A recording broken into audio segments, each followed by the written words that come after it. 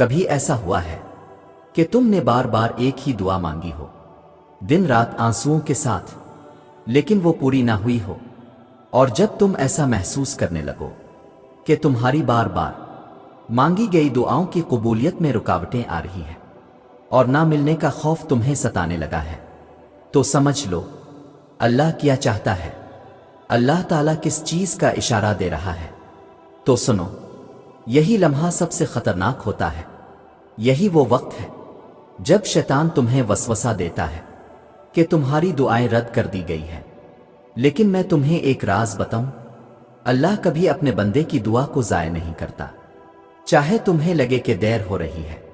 سوچو، اگر ہر دعا فوراً پوری ہو جائے تو صبر کہاں رہے گا، یقین کہاں رہے گا؟ اللہ تمہیں انتظار کروا کے تمہارے دل کو آزما رہا ہے، وہ دیکھنا چاہتا ہے کہ تم اس کے وعدوں پر قائم رہتے ہو یا نہیں۔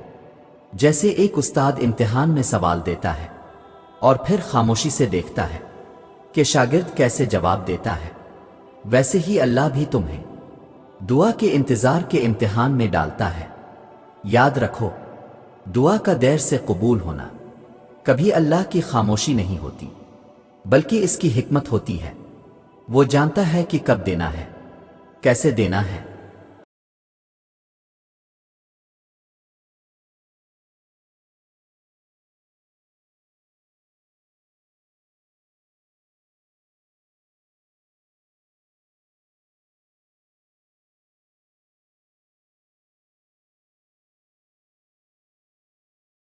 اور کس وقت دینا تمہارے لیے سب سے بہتر ہے۔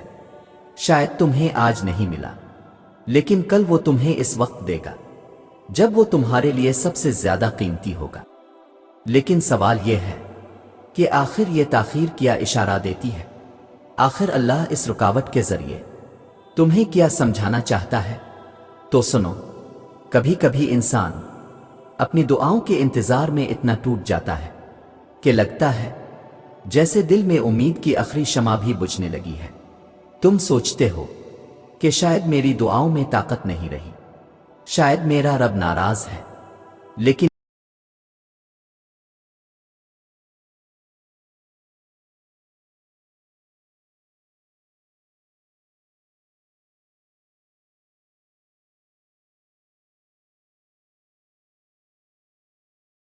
یہ سوچ خود تمہارے لیے سب سے بڑی آزمائش ہے۔ اللہ تمہیں اس کیفیت میں دیکھنا چاہتا ہے کہ تمہارے دل میں یقین باقی رہتا ہے یا نہیں۔ یاد رکھو، دعا مانگنا خود اللہ کی رحمت کی نشانی ہے۔ اگر وہ تمہیں دعا مانگنے کی توفیق دے رہا ہے تو اس کا مطلب ہے کہ وہ تمہاری آواز سن رہا ہے۔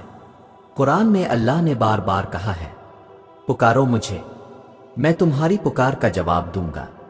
سوچو، وہ رب جو ساتوں آسمانوں کے اوپر ہے، وہ خود تمہیں پکارنے کی دعوت دیتا ہے۔ پھر تم کیوں سوچتے ہو کہ وہ تمہیں نظر انداز کرے گا؟ اصل بات یہ ہے کہ انسان جلد باز ہے۔ ہم چاہتے ہیں جو دعا آج مانگی ہے وہ آج ہی پوری ہو جائے، لیکن اللہ تمہیں اس جلد بازی سے نکال کر صبر کی راہ دکھاتا ہے۔ جیسے بیج زمین میں دفن کر کے فوراً پودا نہیں بنتا، بلکہ وقت لگتا ہے، پانی لگتا ہے، سورج کی روشنی لگتی ہے، پھر جا کے وہ سرسبز درخت بنتا ہے۔ دعا بھی بالکل ویسی ہے۔ تم نے مانگی، وہ اللہ کی زمین میں بو دی گئی۔ اب صبر کرو، وقت آنے پر وہ تمہارے سامنے اپنی سبز ٹہنیاں نکالے گی۔ لیکن ایک سوال باقی رہ جاتا ہے، آخر اللہ کبھی کبھی دعاؤں کی راہ میں دیوار کیوں کھڑی کرتا ہے؟ وہ رکاوٹ جو تمہیں بے چین کر دیتی ہے، آخر اس کا مقصد کیا ہے؟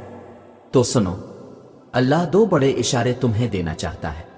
پہلا اشارہ یہ ہے کہ اللہ تمہیں اس چیز سے بہتر دینا چاہتا ہے جس کے پیچھے تم لگے ہوئے ہو۔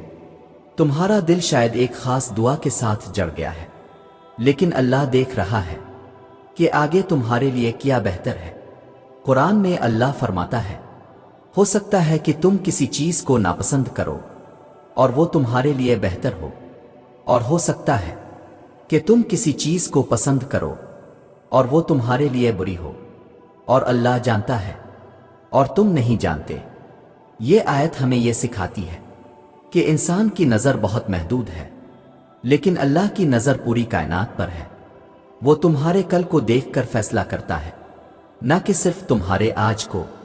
تو جب دعا تاخیر کا شکار ہو تو یہ اشارہ ہے کہ اللہ تمہیں اس سے بڑی اور اس سے بہتر نعمت دینے والا ہے۔ دوسرا اشارہ یہ ہے کہ اللہ تمہیں اپنے قریب لانا چاہتا ہے۔ دعا میں رکاوٹ ایک ایسا دروازہ کھولتی ہے جس کے ذریعے تم اللہ کو اور زیادہ پکارتے ہو اور زیادہ رکر مانگتے ہو۔ یہی وہ کیفیت ہے جو تمہارے دل کو نرم کرتی ہے اور تمہیں عاجزی سکھاتی ہے۔ اگر دعائیں فوراً پوری ہو جاتی تو شاید تم اتنے گریہ ازاری نہ کرتے۔ یہ تاخیر اس لیے ہے تاکہ تمہارے اور اللہ کے درمیان کا رشتہ مضبوط ہو جائے، تمہاری دعاؤں میں سچائی اور تمہارے دل میں اخلاص پیدا ہو۔ اس لیے اگلی بار جب تمہیں لگے کہ دعا پوری نہیں ہو رہی تو گھبراؤ مت، یہ سمجھ لو کہ اللہ تمہیں اشارہ دے رہا ہے، تو تمہیں اس سے بہتر دینے والا ہے، تمہیں اپنی طرف مزید کھینچ رہا ہے۔ اور یقین کرو یہ دونوں صورتیں تمہارے حق میں ہی ہیں۔ تو یاد رکھو، دعا کبھی ضائع نہیں جاتی۔ اگر ابھی پوری نہیں ہو رہی تو اس کا مطلب یہ نہیں کہ اللہ نے انکار کر دیا ہے، بلکہ وہ چاہتا ہے کہ تم تھوڑا سا اور صبر کرو، تھوڑا سا اور یقین مضبوط کرو۔ یہ تاخیر ہی تمہارے ایمان کا امتحان ہے۔